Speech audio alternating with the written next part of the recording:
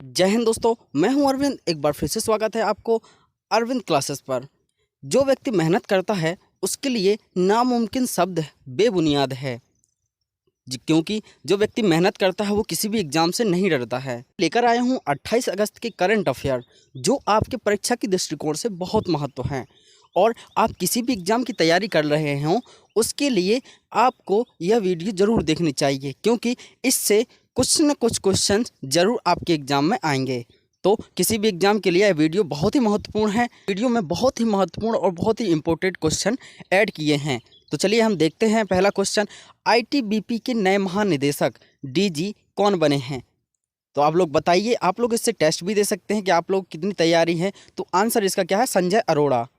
तो जो संजय अरोड़ा जी हैं वो आईटीबीपी के नए महानिदेशक बने हैं। चलिए इसके कुछ इंपॉर्टेंट फैक्ट देखते लेते हैं। आईटीबीपी का फुल फॉर्म होता है बॉर्डर पुलिस, यानी भारत तिब्बत सीमा बल पुलिस बल। ठीक है, तो इसकी जो स्थापना है वो 24 अक्टूबर 1962 में की गई थी। ठीक है, तो और जो इसका मुख्यालय है वो नई दिल्ली में है। और अगर इसके महानिदेशक जैसे कि आपको बताया संजय अरोड़ा हैं, और इसका जो सौर मोटो यानी मोटो जो है वो क्या है? सौर, दृढ़ता, कर्म और निष्ठा है। वो परीक्षा की दृष्टिकोण से बहुत ही इम्पोर्टेंट यानी मोस्ट है। तो चलिए हम इसके कुछ और अन्य फैक्ट देख लेते हैं। इससे जो 5 अपने टॉप 10 हैं, जो टॉप हैं उसको देख लेते हैं। टॉप नियुक्तियाँ हैं। बीएसएफ के महानिदेशक, तो बीएसएफ के महानिदेशक कौन है? पंकज कुमार सिंह। और सीआईएसएफ के महानिदेशक कौन है? सुधीर कुमार सक्सेना। और सीआरपीएफ के अध्यक्ष कौन है? वो है कुलदीप सिंह। और बीआरओ के महानिदेशक कौन है? राजीव चौधरी। कौन है? बिपिन रावत। चलिए हम आगे देखते हैं अपना नेक्स्ट क्वेश्चन। ठीक है, नेक्स्ट क्वेश्चन जो हमारा है वो क्या है? उत्तर प्रदेश के अलीगढ़ का नया नाम क्या रख दिया गया है?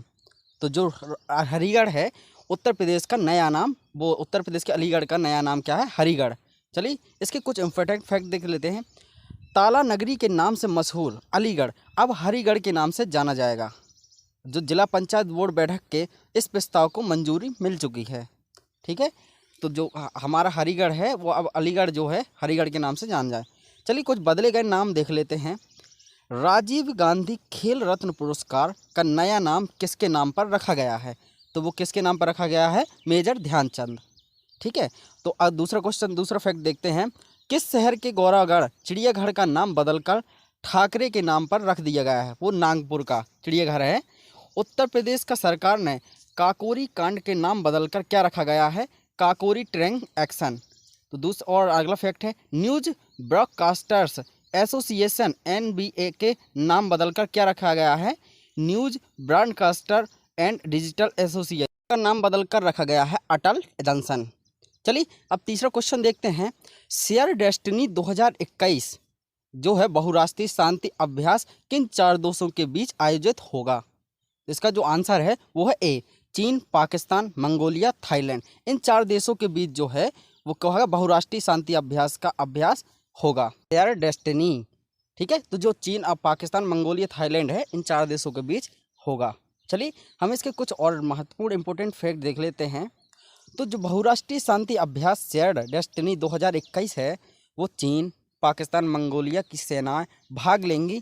और यह पहला बहुराष्ट्रीय रक्षा अभ्यास है जिसमें 4 राष्ट्र शामिल हो रहे हैं। और अगर इसके आयोजन स्थल की बात करें तो चीन के मध्य हैनान प्रांत में इसका आयोजन होगा। इस बहुराष्ट्रीय शांति अभ्यास का मुख्य उद्देश्य है इन देशों के बीच आपसी सहयोग को बढ़ावा देना और अपनी शक्ति का प्रदर्शन करना, ताकि युद्ध जैसी स्थिति से निपटने में आगे काम आ सकें। ठीक है, जैसा कि अभी अफगानिस्तान में चल रहे हैं। ठीक है, तो आप देखते हैं इसके टॉप 10 सैन्य अभ्यास। ठीक है, भारत और किस देश के बीच आतंकवाद रोधी सैन्य अभ्यास डस्टिल का दूसरा सैन्य अभ्यास संस्करण आयोजन किया है? वो है उज्बेकिस्तान और भारत के बीच। ठीक है, उज्बेकिस्तान है और भारत के बीच। दूसरा है किस देश के ने अंतर्राष्ट्रीय अपना पहला सैन्य अभ्यास एस्टर एक्स शुरू किया है? तो वो है फ्रांस। किन 2 देशों के बीच अमलगम हर्ट संयुक्त वायुसेना अभ्यास आयोजित हुआ है? वो है अमेरिका और कनाडा। ठीक है, और पाम्बी एंटी टेरर 2021 नामक संयुक्त आतंकवाद विरोधी अभ्यास किस संगठन द्वारा आयोजित किया गया है? तो वो किसके द्वारा किया? एससीओ के द्वारा। ला पेरोस और संयुक्त सैन्य अभ्यास फ्रांस और किन 2 देशों के बीच आयोजित किया गया है? तो वो है क्वाड देश। ठीक है, अगला प्रश्न देखते हैं। महिला समानता दिवस 2021 कब मनाया गया है? तो वो क्या कब मनाया गया? 26 अगस्त को महिला समानता दिवस मनाया गया है। चलिए इसके कुछ और दिवस देख लेते हैं इस अगस्त में। तो महिला समानता दिवस यानी कि वुमेन इक्विटी डे प्रतिवर्ष 26 अगस्त को मनाया जाता है। इस दिवस को मनाने का खास उद्देश्य है महिला सशक्तिकरण को उन्हें बढ़ावा देना और दूसरी महिलाओं के प्रति बढ़ रहे अत्याचार, भेदभाव, कुकर्म, बलात्कार, एसिड अटैक जैसी कई मुद्दों पर लोगों को जागरूक करना है। और महिला समानता दिवस यानी इसकी जो थीम रखी गई है वो women in leadership achieving an equal future in कोविड-19 वर्ल्ड, ये रखी गई है। ठीक है, तो यह क्वेश्चन बहुत ही इम्पोर्टेंट है। चलिए अब अगस्त महीने के कुछ टॉप 5 दिवस देख लेते हैं। पहला दिवस है विश्व स्तनपान सप्ताह, जो है 1 अगस्त से 7 अगस्त तक मनाया गया है। दूसरा है हमारा भारत छोड़ो आंदोलन की 79वीं वर्षगांठ कब मनाई गई है? तो मनाई गई है 8 अगस्त को। ठीक है, तो और तीसरा है विश्व शेर दिवस, जो है 10 अगस्त को मनाया गया। अंतर्राष्ट्रीय युवा दिवस जो है 12 अगस्त को मनाया गया और विश्व हाथी दिवस भी 12 अगस्त को मनाया जाता है। चलिए अगला क्वेश्चन देखते हैं। ईज रिफॉर्म्स 2 सूचकांक 3.0 में सर्वश्रेष्ठ प्रदर्शन करने वाले बैंक का कौन सा है? तो वो क्या है? भारतीय स्टेट बैंक। इसका इंपॉर्टेंट फैक्ट देख लेते हैं। भारतीय state bank reforms index award 2021 का समग्र विजेता है। कौन है? 3.0 का SBI है। तो भारतीय स्टेट बैंक की टॉप 10 रैंक देख लें। पहले ही है भारतीय स्टेट बैंक, दूसरे नंबर पर है बैंक ऑफ बड़ौदा, तीसरे पे है union bank of India. Indian bank ने बेसलाइन प्रदर्शन से सर्वश्रेष्ठ सुधार के लिए पुरस्कार जीता है। ठीक है, तो ये थे हमारे बैंक ऑफ SBI जिसने 3.0 में अवार्ड जीता है। ठीक है, अगला प्रश्न देखते हैं। स्वदेशी रॉकेट सिस्टम फतह-1 की सफल परीक्षण किस देश ने किया है? ठीक है, तो वो है पाकिस्तान। पाकिस्तान ने फतह-1 का सफल परीक्षण किया है। ठीक है, तो इसका जो फतह-1 है, ठीक है, और इम्पोर्टेंट फैक्ट देखते हैं। 140 किलोमीटर तक मार करने वाली इस रॉकेट सिस्टम को पाकिस्तान ने स्वदेशी तकनीकी से विकसित किया है। 2021 में इस सिस्टम का यह पूरा परीक्षण है। तो फतह-1 का जो है उन्होंने स्वदेशी तरीके से किया है। तो पाकिस्तान के जो अनफैक्ट है, पाकिस्तान एशिया महाद्वीप में स्थित है। पाकिस्तान की राजधानी इस्लामाबाद है। पाकिस्तान ने करेंसी पाकिस्तानी रुपया, और पाकिस्तान की स्थापना हुई थी 14 अगस्त 1947 को। और पाकिस्तान के जो प्रधानमंत्री हैं वो अभी फ़िलहाल में इमरान खान हैं, और पाकिस्तान के जो राष्ट्रपति हैं वो आमिर अलवी हैं। और पाकिस्तान, भारत और पाकिस्तान के बीच अंतर्राष्ट्रीय सीमा जो है रेड क्लिफ रेखा कहते हैं। क्या कहते हैं अंतर्राष्ट्रीय सीमा को? रेड क्लिफ रेखा, जो कि इम्पोर्टेंट है। पाकिस्तान की सबसे लंबी नदी कौन है? वो है सिंधु नदी। पाकिस्तान के भारत की जो 3 सीमा से लगते हैं वो पंजाब, राजस्थान और गुजरात। ठीक है, और भारत का जो क्षेत्रफल पाकिस्तान से कितना गुना है? वो है 4 गुना। जो भारत का क्षेत्रफल है पाकिस्तान से 4 गुना है।